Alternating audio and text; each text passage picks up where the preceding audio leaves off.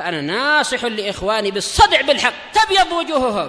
السكوت في مسألة الحزبية يضرها، فاصدع بما تؤمر وأعرض عن المشركين. سلامي على دماج ورجالها والشيخ يحيى ودار العلم يا سعد بانيها. بسم الله الرحمن الرحيم. قالت الشيخة أم عبد الله وفقها Allah Ta'ala dalam pembahasan tentang hukum menyebarkan atau membocorkan rahasia. Setelah beliau membawakan dalil dari Al-Quran, dari surat At-Tahrim, sebenarnya juga ada dalil dari surat Yusuf. إذ قال يوسف لأبيه يا أبت إني رأيت 11 كوكبا والشمس والقمر رأيتهم لي ساجدين قال يا بني لا تقصص رؤياك. Itu adalah dalil untuk menyimpan rahasia. La taqsus ru'yaka ala ikhwatika fayakidu laka kaida. Itu juga dalil dari Al-Quran tentang wajibnya menjaga dan menyimpan rahasia. Baik, bahwasanya menyimpan dan tidak membocorkan rahasia itu hukumnya secara umum adalah wajib. Dan kapan dibolehkan? Ketika dalam menyimpan rahasia tersebut ada bahaya, atau dalam membocorkan rahasia tersebut terdapat maslahat yang lebih besar. Itu secara umum dibolehkan untuk menyebarkan rahasia. Kalau perinciannya banyak. Jadi kalau mau membuat rangkuman tentang hukum membocorkan rahasia, secara asal hukum menjaga rahasia hukumnya adalah wajib, karena itu adalah amanah. Rasulullah sallallahu alaihi wasallam sebagaimana dalam hadis Jabir bin Abdullah riwayatnya Imam Abu Dawud dan disahihkan oleh Syekh Al-Albani, Rasulullah sallallahu alaihi wasallam bersabda, "Idza haddatsa ar-rajulu bil hadithi thumma iltafata fahiya amanah." Apabila seseorang memberitakan suatu berita dan dia menoleh ke kanan dan ke kiri, maka itu adalah amanah. Dan amanah wajib untuk dijaga. Maka menjaga rahasia hukumnya adalah wajib.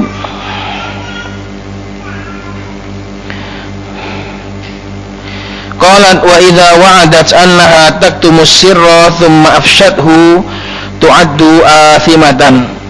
Apabila seorang wanita berjanji untuk menyembunyikan rahasia, kemudian dia menyebarkannya tanpa ada sebab yang sahih, maka tu'addu athimatan, dia dianggap sebagai seorang yang berdosa.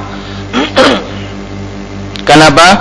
Wallahu yaqulu wa aufu bi ahdillahi idza ahadtum. Karena Allah Subhanahu wa taala mengatakan wa'ufu, dan penuhilah janji Allah Subhanahu wa taala apabila kalian berjanji, memberikan janji. Dan seseorang yang sudah berjanji untuk menyimpan rahasia, maka dia terbebani untuk menepati janjinya. Wa yakunu indaha khoslatun min khisalil munafiqin. Dan apabila dia membocorkan rahasia tersebut tanpa sebab yang dibolehkan, dengannya dia memiliki khoslah, satu perangai dari perangai-perangai munafikin.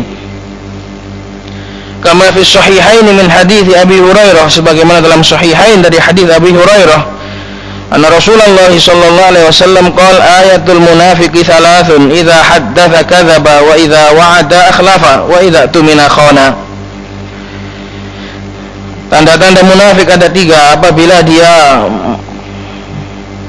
memberitakan dia berdusta, wa idza wa'ada, apabila berjanji dia menyelisih. Dan seseorang yang sudah berjanji untuk menyembunyikan rahasia kemudian dia membocorkannya, maka ini menyelisih janji. Wa idza tumina khana, dan apabila diberi amanah dia berkhianat. Rahasia juga seperti itu. Apabila seseorang sudah berjanji, maka itu adalah amanah. Apabila dia membocorkan, maka dia telah berkhianat. Dan ketahuilah bahwasanya rahasia itu dibagi menjadi 3. Dicatat di dalam Mausu'ah Al-Fiqhiyah, rahasia itu dibagi menjadi 3.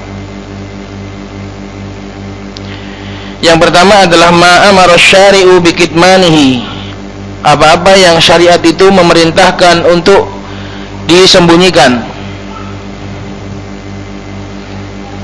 apa-apa yang syariat itu memerintahkan untuk dirahasiakan, maka ini hukumnya wajib untuk dirahasiakan, baik diminta atau tidak diminta, berjanji atau tidak berjanji. Apa saja yang diperintahkan oleh syariat untuk dirahasiakan, maka wajib untuk dirahasiakan. Salah satunya adalah yang akan datang dalam perkara muasyarah, berhubungan suami istri. Nanti akan datang rinciannya, mana yang dibolehkan untuk diberitakan dan mana yang tidak boleh. Maka hubungan suami istri ini adalah termasuk perkara yang diperintahkan oleh syariat untuk dirahasiakan. Maka nggak boleh bagi seorang suami ataupun seorang istri membocorkan dan memberitakan tentang muasyarah dan muwaqa'ah, baik diminta atau tidak diminta. Ini jenis rahasia yang pertama, yaitu yang diperintahkan oleh syariat untuk dirahasiakan, seperti perkara-perkara yang apabila dibocorkan akan memberi bahaya, akan membawa bahaya bagi kaum muslimin. Ini juga wajib dirahasiakan,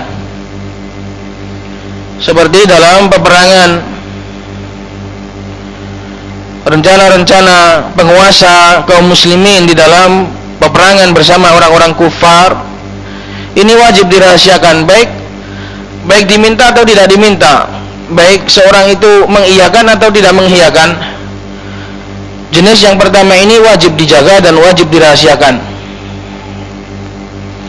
Jenis yang kedua, ma talaba sahibuhu kitmanahu, apa-apa yang pemilik rahasia tersebut meminta untuk dirahasiakan.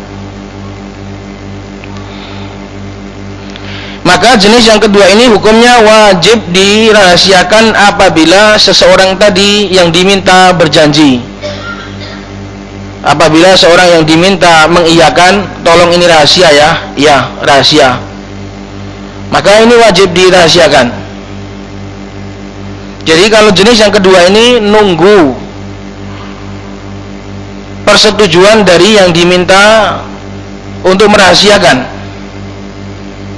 Apabila yang diminta tadi bersedia untuk merahasiakan juga, maka wajib dirahasiakan. Apabila yang diminta tidak mau merahasiakan, maka tidak wajib untuk dirahasiakan, karena dia nggak bersedia. Misalnya ada kawan, tak beritahu kamu ya, tapi rahasia. Oh, saya nggak bisa, saya nggak mau, saya nggak berjanji untuk merahasiakannya. Kalau ternyata yang memberitahu masih terus memberitahu, ya itu resikonya.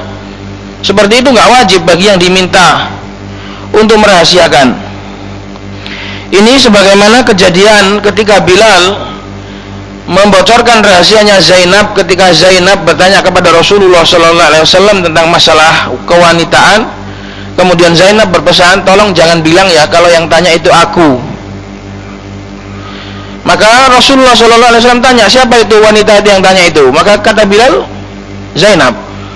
Di sini Bilal tidak iltizam, tidak berjanji dan tidak mengambil syarat Zainab untuk merahasiakan. Maka ini nggak apa-apa. Mafhum? Apabila yang diminta untuk merahasiakan tidak bersedia, dan itu dalam perkara-perkara yang bukan perkara yang pertama tadi, hanya dalam urusan-urusan biasa, dan sekiranya kalau dibocorkan juga nggak membawa dampak bahaya, maka ini nggak wajib untuk dirahasiakan. Kenapa? Karena la yaltazim, seorang tadi nggak berjanji, nggak bersedia.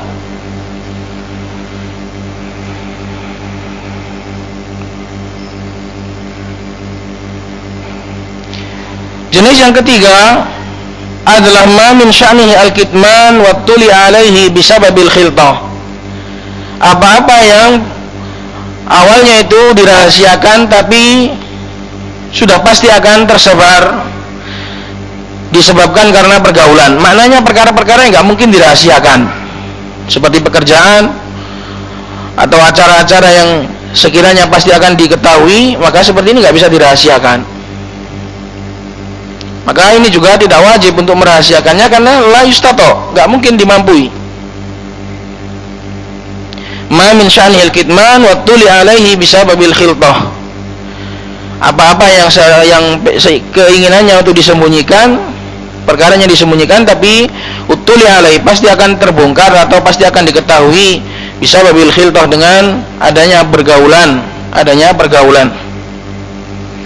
Maka itu 3 jenis dan 3 macam rahasia disebutkan dalam Mausu' al-Fiqhiyah. Maka dalam bab ini, dalam bab rahasia, hukumnya tidak mutlak.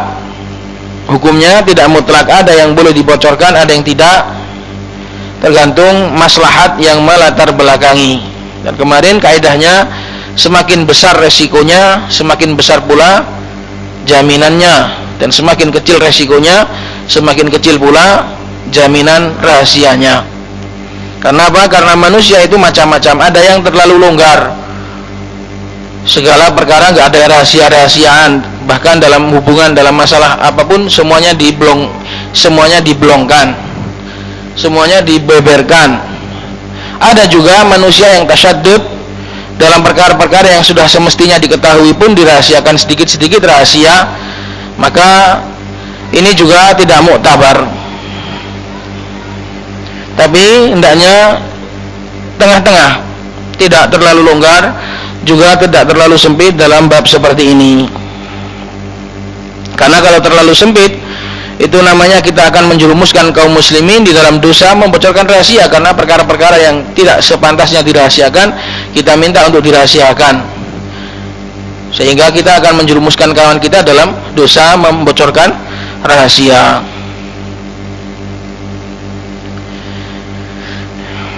Itu jenis-jenis rahasia dan hukum-hukumnya.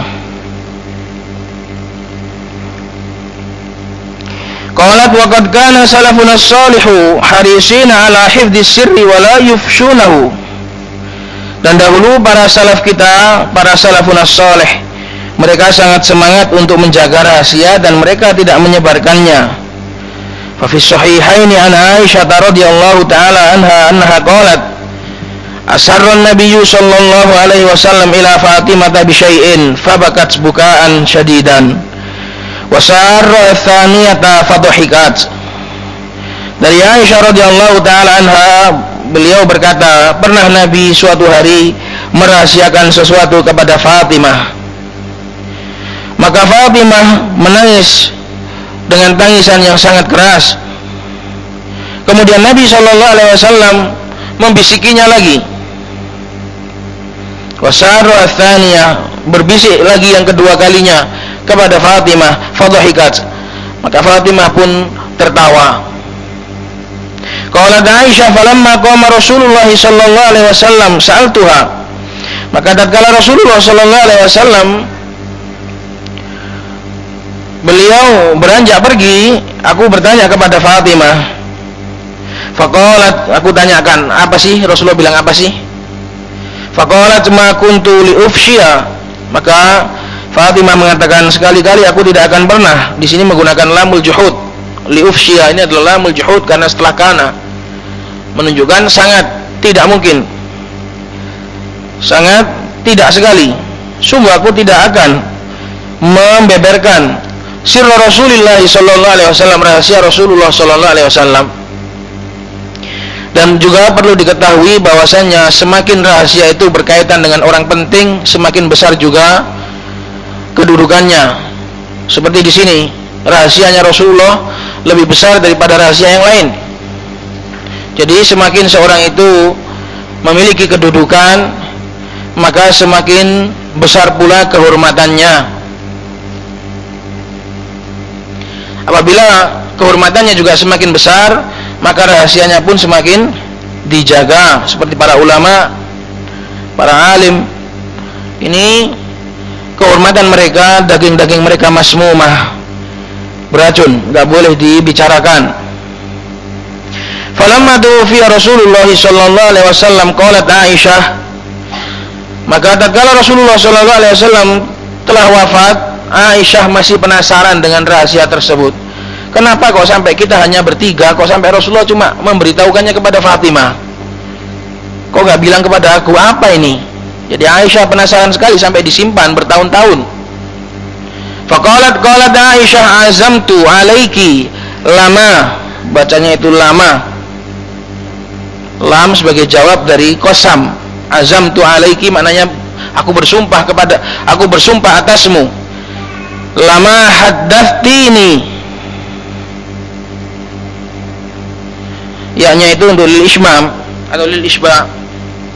Lama haddatsini ma qala laki Rasulullah sallallahu alaihi wasallam, aku bersumpah kamu harus memberitahuku apa yang sudah dikatakan oleh Rasulullah sallallahu alaihi wasallam. Nah, ini kenapa Aisyah bertanya padahal sudah tahu itu rahasianya Rasulullah? Karena rahasia seseorang itu berbeda hukumnya ketika dia masih hidup dan ketika dia sudah meninggal. Ini juga termasuk salah satu hukum rahasia. Beda rahasia ketika seseorang itu masih hidup dan juga beda ketika dia meninggal. Nanti ada rinciannya. Sehingga Aisyah mencoba, siapa tahu ini adalah termasuk jenis rahasia yang boleh dibocorkan ketika pemilik rahasia sudah meninggal. Ada rahasia itu ketika pemilik rahasianya masih hidup nggak boleh disebutkan, dan ketika pemiliknya sudah meninggal boleh disebutkan. Itu ada jenis-jenis rahasia. Faqalat, maka Fatimah mengatakan, ammal ana fana'am, kalau sekarang ya saya kasih tahu. Amma hina sarani fil marratil ula fa akhbarani anna Jibrila kana yu'ariduhu al-Qur'ana fi kulli sanatin marratan wa annahu 'aradahu al-ana marrataini wa inni la ara ajali illa qad iqtaraba. Kalau sekarang ya akan saya beritahukan. Dulu ketika Rasulullah sallallahu alaihi wasallam berbisik kepadaku pada pertama kali, maka beliau memberitakan bahwasanya Jibril biasanya mentasmi yu'aridul Quran, memeriksa bacaannya Rasulullah SAW terhadap Al-Quran setiap tahun sekali. Ini biasanya Jibril seperti itu. Jadi Jibril setiap tahun akan memeriksa bacaannya Rasulullah SAW terhadap Al-Quran sekali setahun. Wa annahu aradahul ana marrataini, dan bahwasannya pada tahun ini Jibril memeriksa 2 kali. Walam aro wa inni la aro, dan kata Rasulullah, dan aku tidaklah melihat kecuali ajalku ini sudah dekat. Buktinya Jibril 2 kali memeriksa. Ini menunjukkan seseorang semakin tua, semakin dekat dengan ajalnya, seharusnya semakin memeriksa ulang perbekalannya. Seseorang semakin tua dan semakin dekat ajalnya, hendaknya semakin memeriksa. Biasanya memeriksa sekali, diperiksa 2 kali, bawa barang bekalnya, barang bawaannya ke negeri akhirat. Fabaka itu, maka Fatimah pun menangis karena tahu ayahnya akan segera meninggal. Itulah rahasia kenapa Fatimah ketika dibisiki pertama kali Fatimah menangis histeris. Kemudian Rasulullah SAW berbisik kepadaku yang kedua kali. Faqala, ya Fatimah, wahai Fatimah, gak usah nangis. Ama tardaina an takuni sayyidatan nisa'i ahlil jannah? Fadhahiktu. Ya Fatimah, wahai Fatimah, tidakkah engkau ridho engkau itu menjadi tuannya para wanita penduduk surga? Maka aku pun tersenyum. Ini menunjukkan seorang ayah tak akan rela melihat anaknya menangis, apalagi anak wanitanya. Maka syahidnya adalah Fatimah tidak mau membocorkan rahasia Rasulullah sallallahu alaihi wasallam dikala beliau masih hidup. Maka ini sebagai dalil bahwasanya para salaf dahulu mereka adalah orang-orang yang menjaga rahasia. fil Bukhari an Abdullah bin Umar anna Umar hina ta'ayyamat Hafsatu qala laqitu Utsman bin Affan fa'aradtu alaihi Hafsah. Dalam Sahih Bukhari dari Abdullah bin Umar bahwasanya Umar hina ta'ayyamat Hafsah, ketika Hafsah menjanda ditinggal suaminya, qala laqitu Utsman bin Affan, maka sang ayah akan sangat ingin dan juga sangat peduli dengan anak wanitanya sehingga dicarikan suami.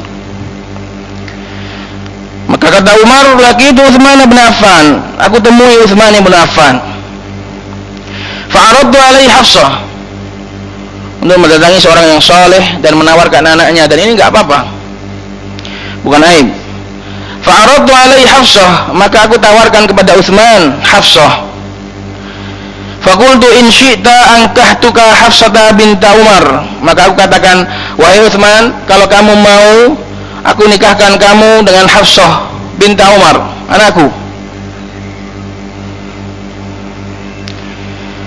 Qala sa'anduru fi amri, kata Utsman, ya sik, tak delok sik. Sa'anduru fi amri, aku akan melihat dalam perkaraku. Maka ini menunjukkan bahwasanya amruz zawaj ini butuh apa? Butuh dipikir secara matang, tidak gegabah dalam memutuskan perkara, jangan terburu-buru, apalagi dalam urusan zawaj. Sa'anduru fi amri. Dan ini juga nggak apa-apa ditawarkan kepada kawannya, nggak harus seorang wanita itu sebaya, nggak harus beda jauh juga nggak apa-apa. Umar dan Utsman ini sebaya, anaknya ditawarkan, menunjukkan ya ikhwah, salaf itu sudah nggak ada perasaan-perasaan nggak enak atau gini atau adat, atau kita ini sudah ngikut syariat, maka sudah harus berjanji pasrah bongkoan terhadap syariat. Qala sa'anduru fi amri falabithtu layaliya thumma laqiyani faqala qad badali an la atazawwaja yaumi hadha. Maka kata Umar, aku pun labithtu layali, bermalam atau menetap beberapa malam karena nunggu jawaban dari Utsman, gelem tok gak Utsman iki yo. Thumma laqiyani, kemudian Utsman mendatangiku. Ini juga sebagai dalil bahwasanya orang kalau sudah berjanji dan punya urusan dengan orang lain, hendaknya dia mendatangi, menyelesaikan urusannya. Jadi nggak usah Umar datang kedua kali, karena Utsman kan janji, sa'anduru fi amri, tak kabari nanti. Kalau iya saya datang, kalau enggak saya juga akan datang, tak beritahu. Maka kata Utsman, qad badali an la tazawwaja, kayaknya saya lihat hari-hari ini aku enggak nikah. Kayak apa namanya, nikah itu kayak sangat biasa sekali. Qad badali an la tazawwaja yaumi hadza, kayaknya hari-hari ini saya enggak nikah dulu.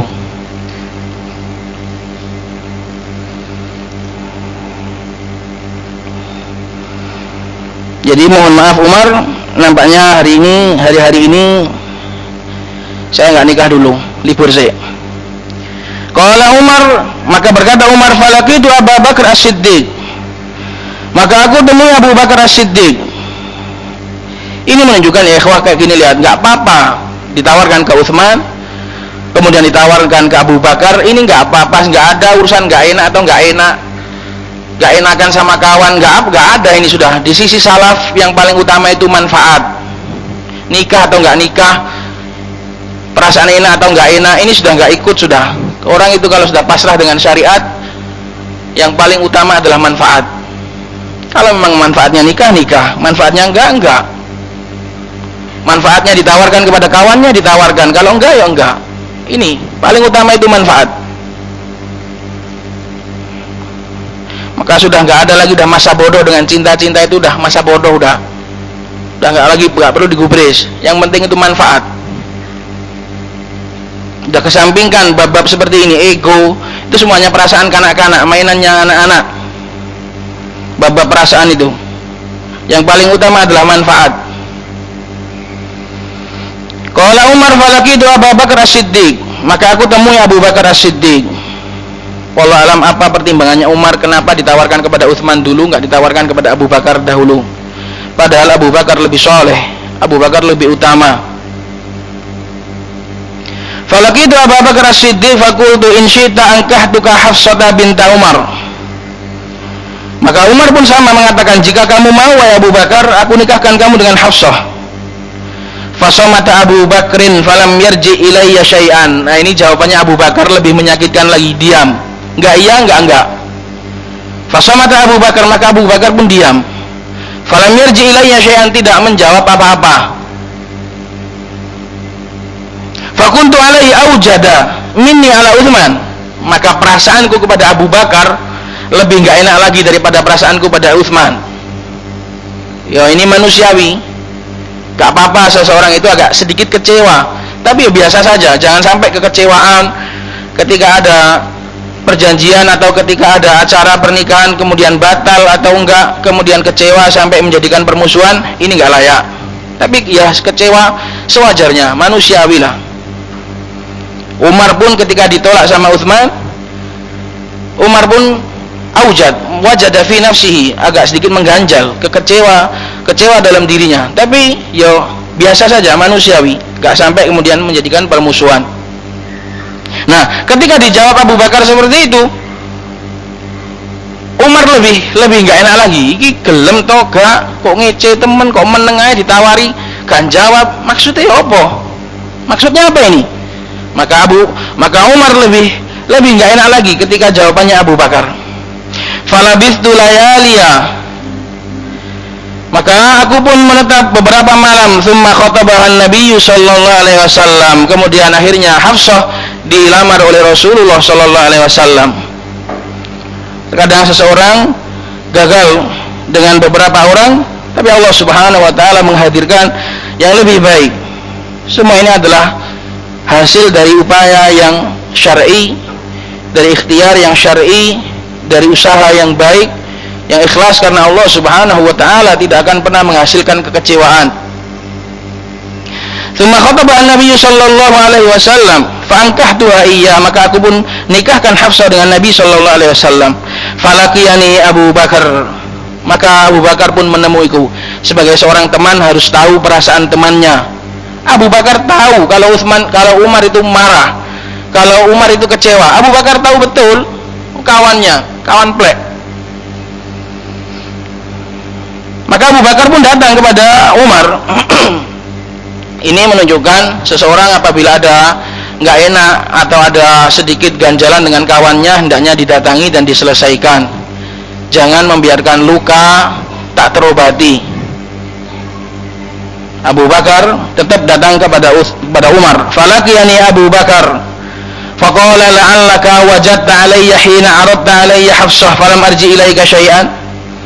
Maka Abu Bakar pun langsung bilang, nampaknya kamu agak kecewa ya kepada saya tatkala kamu tawarkan kepadaku anakmu dan aku enggak menjawab apa-apa. Saya tahu betul kamu kecewa Umar, tapi saya punya alasan. Ini kadang diamnya seseorang dan enggak menjawabnya dia karena dia punya alasan dan dia tahu alasannya. Seseorang lebih tahu tentang dirinya sendiri. Falam arji ilaika syai'an faqultu na'am, kata Umar iya. Nah, jadi orang itu belak-belakan aja. Iya Abu Bakar, kemarin saya kecewa. Kalau orang Jawa enggak gitu. Oh enggak mas, biasa saja kok. Tapi di belakangnya 7 keturunan enggak sembuh-sembuh dendamnya. Maka budaya seperti ini harus dihilangkan. Jadi orang itu di depan sama di belakang sama, antara di depan dan di belakang itu sama, nggak usah basa-basi tapi menyimpan. Umar terus terang saja, iya saya kecewa Abu Bakar kemarin tuh. Qala fa innahu lam yamnani an arji'a ilaika fi ma aradta alayya. Sungguh wahai Umar, demi Allah tidak ada yang menghalangiku untuk menjawabmu dalam apa-apa yang kau tawarkan kepadaku, illa anni kuntu, kecuali menghalangiku karena aku tahu, illa anni kuntu alimtu anna Rasulullah sallallahu alaihi wasallam dzakaraha, bahwasanya Rasulullah sallallahu alaihi wasallam sudah terlebih dahulu menyebut Hafsah. Saya enggak mungkin melangkahi Rasulullah, saya enggak mungkin menikung Rasulullah sallallahu alaihi wasallam.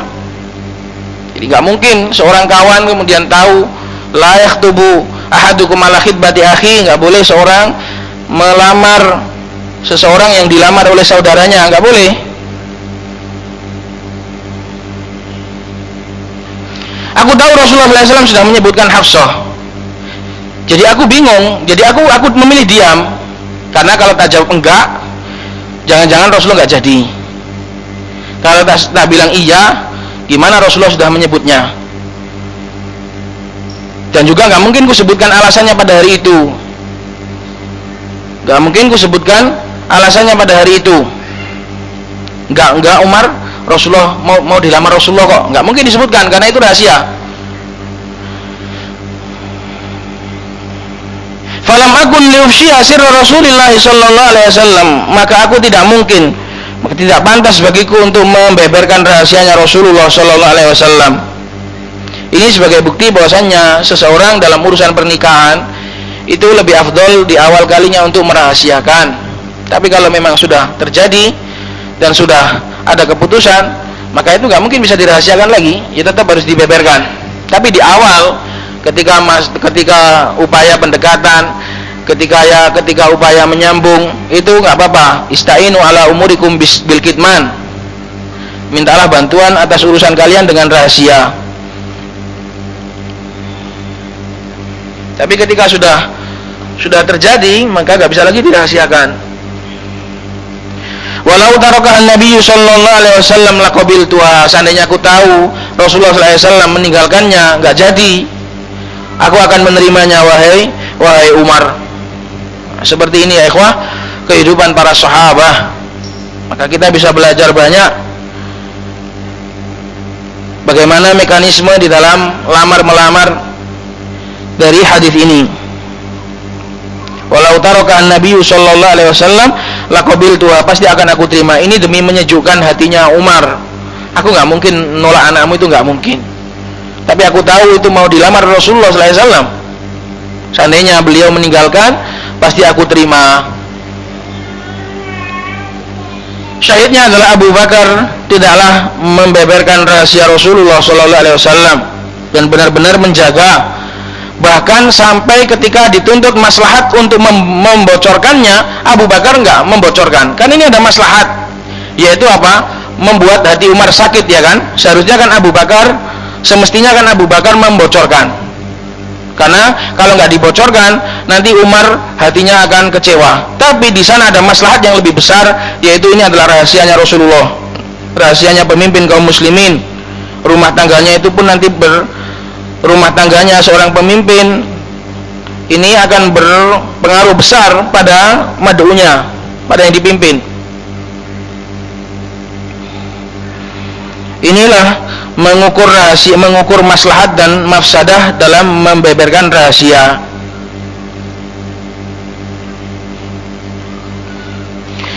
Qalat wa fi sahih Muslim an Thabitin an Anasin annahu qala ata alayya Rasulullah sallallahu alaihi wasallam wa ana al'abu ma'al ghilman.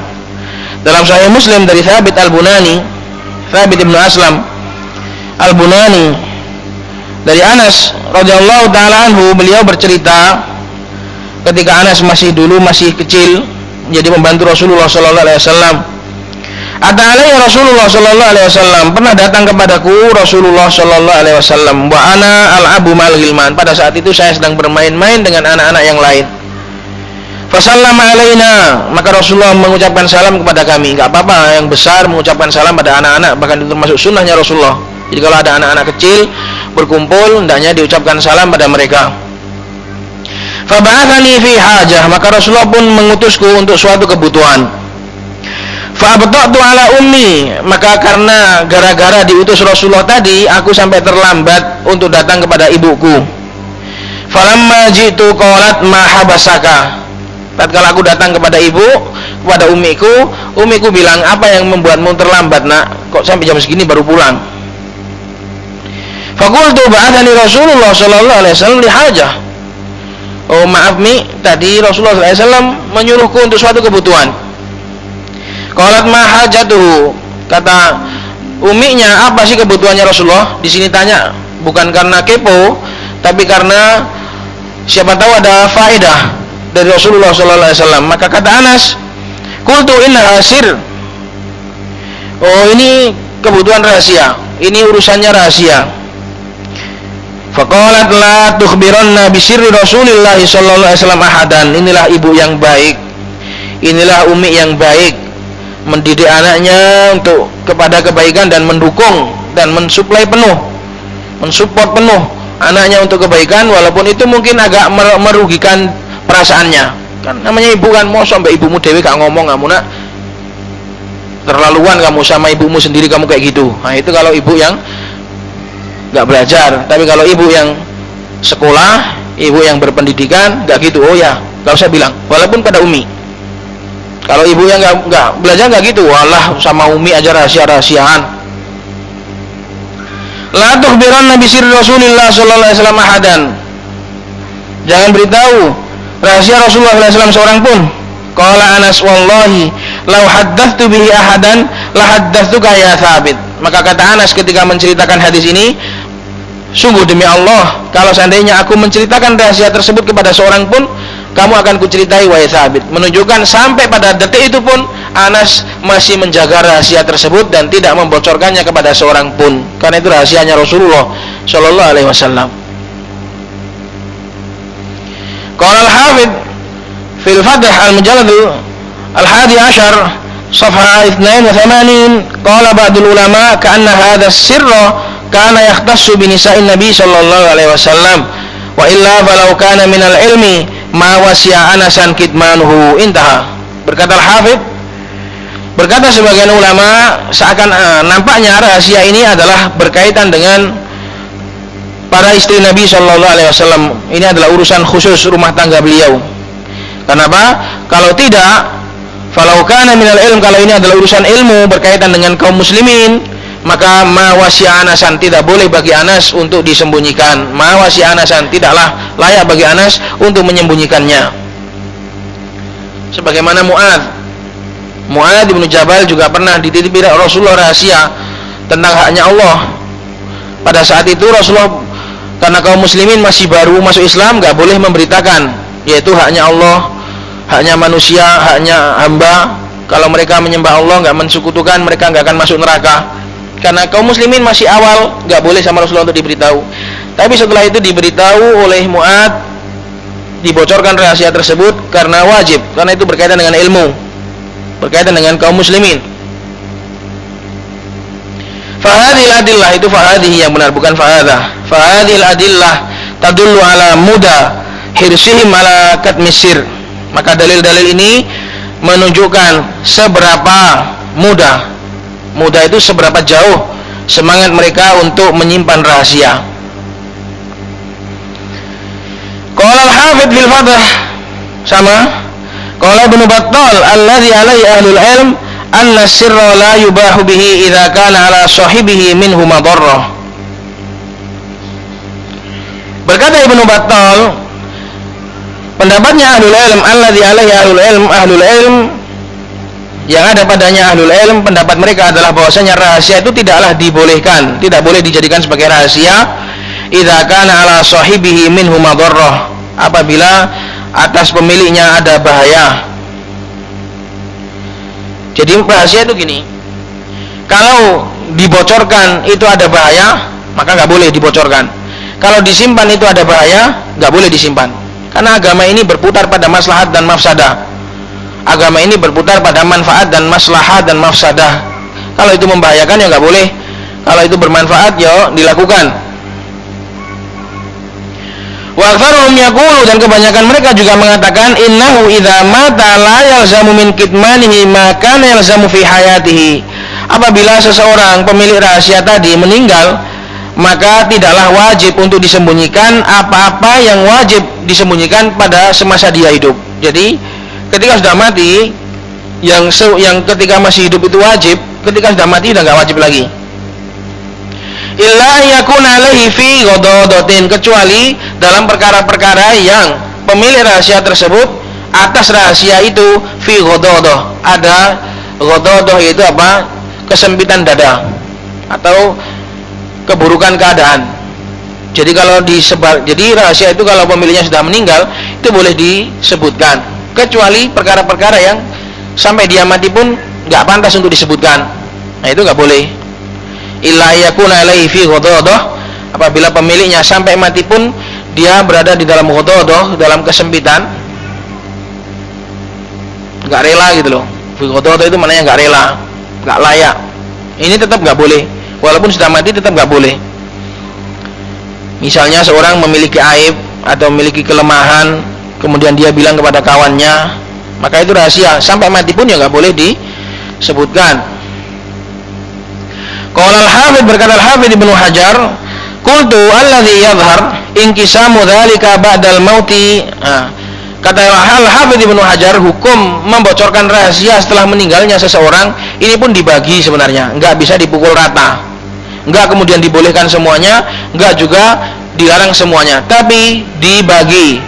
Ilama yubahu. Pertama, dibolehkan. Apa-apa yang dibolehkan. Wa qad yustahabbu dzikruhu. Dan bisa jadi sampai mustahab, dicintai untuk disebutkan. Walau karihahu sahibus sir, walaupun pemilik rahasia enggak suka untuk disebutkan. Seperti apa? Kayakuna fihi tazkiyatun lahu min karamatin aw manqabatin aw nahwi dzalik. Seperti rahasia tentang sebagian kemuliaan dia yang mati tadi. Ada rekomendasi atau ada karamah, ada kemuliaan, atau ada manqabah, keutamaan. Nah, ini lebih didorong, lebih diutamakan untuk disebutkan. Misalnya seorang yang mati tadi bilang, saya tadi malam melihat gini, keutamaan dia. Jangan bilang-bilang ya. Kenapa? Karena orang ketika masih hidup, dia nggak mau membocorkan kemuliaan-kemuliaannya, karena akan takut apa?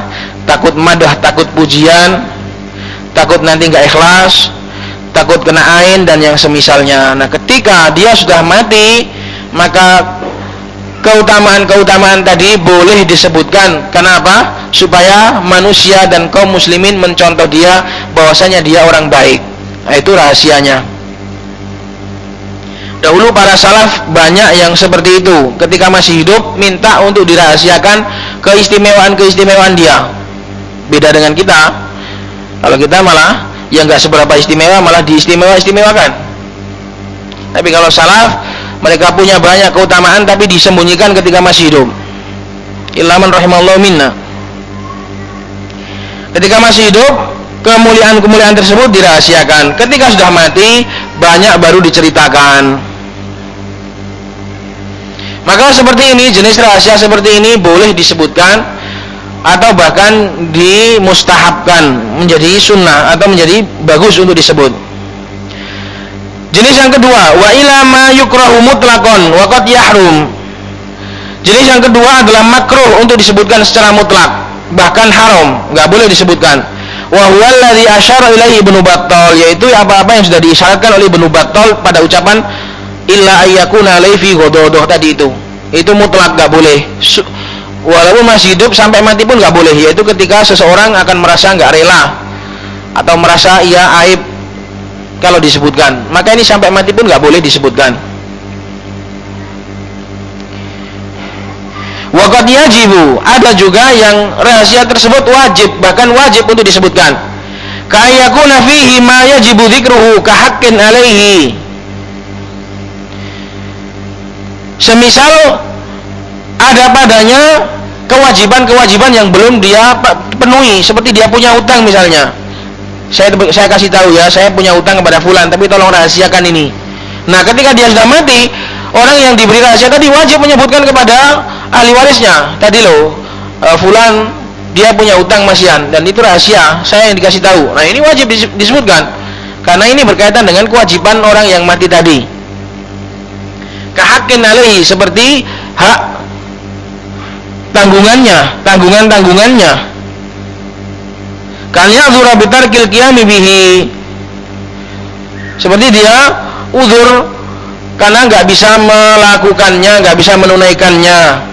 Fayurja ba'dahu idza dzukira liman yaqumu bihi anhu an yaf'ala dzalik. Diharapkan setelah dia meninggal, apabila disebutkan kepada orang yang sekiranya mampu menunaikan amanah tersebut, diharapkan orang tadi bisa menunaikannya. Maka ini hukum Ini beberapa rincian tentang rahasia orang yang sudah meninggal. Intinya dibedakan antara seorang masih hidup dan seorang ketika meninggal dalam menanggapi rahasia-rahasia yang dia berikan. Wa ba'dun nasi la yubqi lahu fi sadrihi sirran wa hadha khata'. Dan sebagian orang ada juga yang tidak menyisakan di dalamnya satu rahasia pun. Maknanya dia sudah enggak punya rahasia-rahasiaan, semuanya dibocorkan. Hal-hal yang privat pun, hal-hal yang privasi pun semuanya dibocorkan. Wa hadza khata'. Ini juga enggak benar. Ya, intinya tadi, jangan terlalu bermudah-mudahan sehingga semuanya enggak ada yang rahasia, dan juga jangan terlalu tasyaddud sehingga semuanya menjadi rahasia. Wasyairu yaqul, sedangkan seorang penyair mengatakan idza mal mar'u akhta'ahu thalathun fabihu walau bikaffin min ramadi salamatu sadrihi wal hirsu minhu wa kitmanus sarairi fil fuadi. Sudah ada.